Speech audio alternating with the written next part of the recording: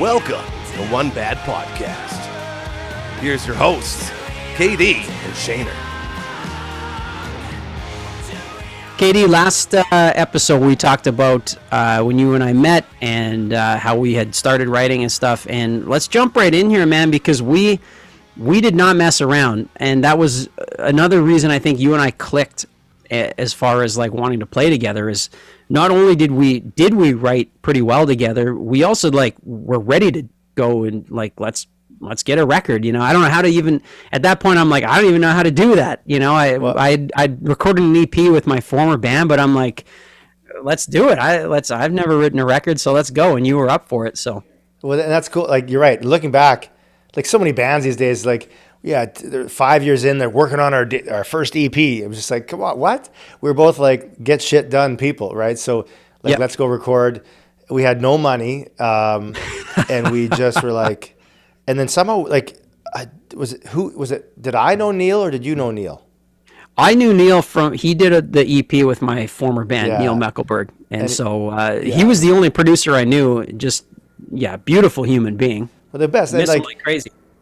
What's that? Oh yeah, I said I miss him like crazy, man. Oh, me too, man. Like so Neil Meckelberg, and he like at that point in our career, like we could not have found like he was the perfect producer for us, right? Because if we had somehow leapfrogged to like the A-list producers that we work with in Toronto, Vancouver these days, like they would have been like, you guys aren't ready, right? But Neil Neil was always such a positive influence, right? And positive voice in the room, and he'd make suggestions here and there, but he was mostly just capturing us where we were at, right? He wasn't like, this song is 7 minutes, it's not going to be on radio. He didn't care. He was like, you know, and I think we weren't ready to be like edited yet, you know what I mean? At least edited severely. So he was such a cheerleader and a bro. And so, but we hit the studio and it's like, the first record was 10 songs? First two records were 10 songs each? I think they were 10 songs, yeah. And we just like, I mean, I remember like, you know, and I love it now. I don't listen to the songs that much, but, you know, I go back every now and then. It's like, I remember like force majeure, because I was in law school at the time, and force majeure is like a legal term, right? And I was like, we had this sort of epic, heavy song, and I was like, what do you think of this title? You're like, love it. But I just remember like, it was like a 50-second drum intro before the song kicks in. You know, we'd never get away with that shit now, but no. But I missed those innocent days in terms of songwriting and recording. But we just went and recorded it, and I remember everyone, you know, Neil and everyone around. I remember just when you started singing in the vocal booth, everyone's just like, holy shit, you know, like those moments, well, hey, right? Like, dude, like I said before, that shit, it almost messed me up a bit, because, you know, then it was like, well, I got to do this, you know what I mean? I got to, if they're not getting an ear-piercing scream on every song, you know, like, I'm not doing my job. Well, and it's cool to jump into the recording because you're right. Like Neil was so patient with us. I know I was a pitchy singer, you know, and that it was tough, but he never made me feel like I was a shitty singer, or never, you know, it was just super patient. And like you're right when you said he's exactly the person we needed for, especially that first record. And to rewind a little bit to go into that record, like, yes, we started writing, but you made a point in one of the last episodes that, like, I think you never want to come across as like, oh man, we met and we wrote these songs. Like, I don't know how many, fast forward to us being on tour, we'd read a lot of like music bios and stuff to pass the time. And it always bugged me in these bios when it was like, we met, and then I met Axl, and then we were touring with, Ozzy Osbourne, and our songs blowing up. You're like, man, you just skipped the part that like no one even gets by. In our experience, most bands break up in the first 3 years, right? Like, so that always annoyed me, that it was like, oh yeah, we just got together, we wrote these hits, and now let's get to the partying and drugs. And it's like, as a musician, I was always like, I don't know what writing even is, man. Like, I don't know what I like, so to rewind going into this aggression, I know that we started to, I don't even know if you want to call it like butting heads. I know that I was like, when I really look back on it right now, I probably endured a little bit of psychological damage from my first band because I got a lot of like, if I tried to get an idea in there, it was a lot of like, no, fuck that. Like, we're not doing it. So I kind of, I brought an energy into writing right from the start that I like, just to be real, like it was pretty unfair to you and the other guys that I could be very like, it's my way or the highway. Cause I'd already had this experience of kind of being like silenced, and like, Right. and so I know I steamrolled some of the heaviness because I at that time I remember, I was screaming a lot, and I remember just not liking the stuff that was on the radio, and it was almost like it was an attitude you need in a rock band. It was like I just kind of had the fuck you attitude of like, it's going to be heavy, it's going to be, whether or not I was thinking of it as metal, it was heavy as shit. Like, songs like Helltown, like You're Right Force Majeure, like they're heavy as shit. And I know you weren't super happy with that direction. And there was already a little bit of like, you wanted to bring some more nuance. Like you're listening to Neil Young, and like, I was like, and Hicks is super into Metallica, and Granny wasn't there yet. Jeff, our bass player, who, side note, joined up and was like, hey, I can't play full time, but I'll jump in and help you guys get going, which is super cool. So he was just playing what we wanted to play, and that was great. But you and I, from day one, kind of butted heads as far as like, what is this band, right? Like we could play together. We had cool riffs. Like I was listening to Rage Against the Machine and System of a Down and Metallica and Megadeth, and you're bringing in, to my mind, in the mind of a 24-year-old kid, I'm like, we got to be heavy, like, do you remember that kind of push pull you and I had, especially on that first record?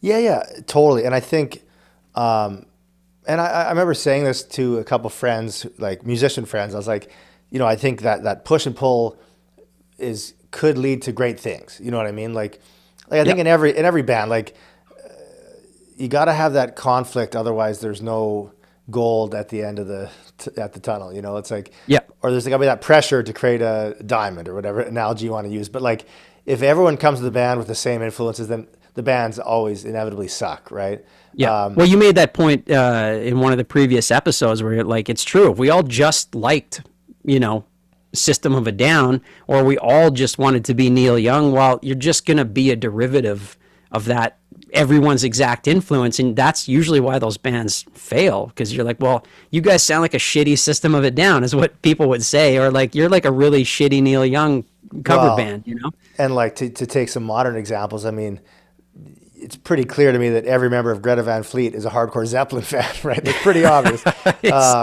although they deny it. There's another band who we know that you can tell they're all hardcore AC/DC fans, and guess what? They sound like AC/DC.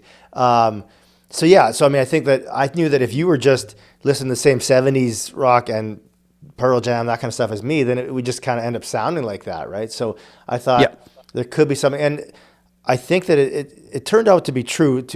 Like, I think that's what made OBS special. Is it's like we tip our hat to like Zeppelin, but no one would say we sound a lot like Zeppelin. Like, I've never heard that actually. I want to hear that more in the early days, but and then no one also says you guys also sound like AIC fully, right? Or Soundgarden. Like, they sort of say you're a mix of all these things. And I think that really comes down to that conflict between you and I, right? That push and pull. So I think that, back then it was like, I was like, okay, if this push and pull could create greatness, and then I think overall, so then, by the second record it was sort of a bit more kind of coming together, and then third record, then that's when we broke through. But what was I going to say? Oh yeah. So and maybe what gave me that sort of that glimmer of hope was when Alive in Texas came together, and that was sort of our first. I would say it was just a regional hit, but it was a hit, right? And of course, the reason it became a hit was because of Gary Nickel playing it on Rock 102.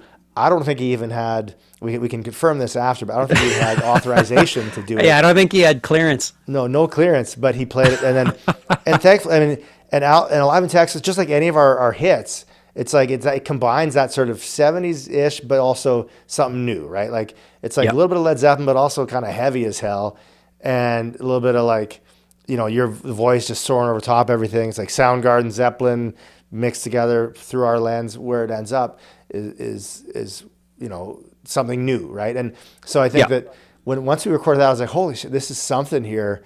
And that song sort of gave me like, okay, if we can do that, we could write a mega hit that connects with millions, and I remember when Gary started spinning it on radio. I mean, first off, I was so naive, and I think maybe you were in the same boat. It's like, I thought once you started getting spun on radio, like all of a sudden some record exec's going to hear it, like in Toronto or LA. Okay, we just heard it, Kurt. Here's your record deal, but that didn't happen. You and I always joked about how like we'd play shows to like 3 people, in the beginning, and our joke was always like, "Oh, I saw a guy in the bathroom. He had record deals in his pocket. Like, they're here. Like that. Like the scouts have come to discover us." It's like, well, fuck, that's not the way it works. Anytime I saw someone with like a suit jacket on in the back, I thought that he was a record exec flown in from New York. Turns out it was just some lame ass accountant who's just having a beer at the club and doesn't want to hear our shit. But yeah, Alive in Texas, that was a breakthrough. And to me, on the first record, to me, that was like, that was a highlight. It still is. To me, I still get requests for it when I see people on the street, it's like, play Alive in Texas, and yeah, I do too, man. And it's cool. It's cool that you brought that up because it was in that whole process. We're coming close to time on this. So maybe we'll, the next episode, we'll kind of keep going on this. Cause I do also want to talk about, our shows in this era, right? Because we were, writing and then, I won't spoil anything. We'll get into our first shows. We'll tie these 2 episodes together, but spoiler it was alert, interesting. Spoiler alert, the first shows are heartbreaking, okay? to all the listeners out there. When you say first shows, you mean the first 6 years, but, yeah. No, it's crazy when we wrote that record, like there was some super heavy shit, like Helltown. That song was just like, it just was a face melter, like the whole, and I loved it. But I remember something galvanizing in my brain when we started hearing the songs back. And the angsty, teenager that was still inside me wanted the heaviness and wanted to almost, again, like, it's a good thing to have in rock and roll, but sometimes I've taken it too far in my life of just like, fuck you. Like, you're not going to tell me what to do. Like, right.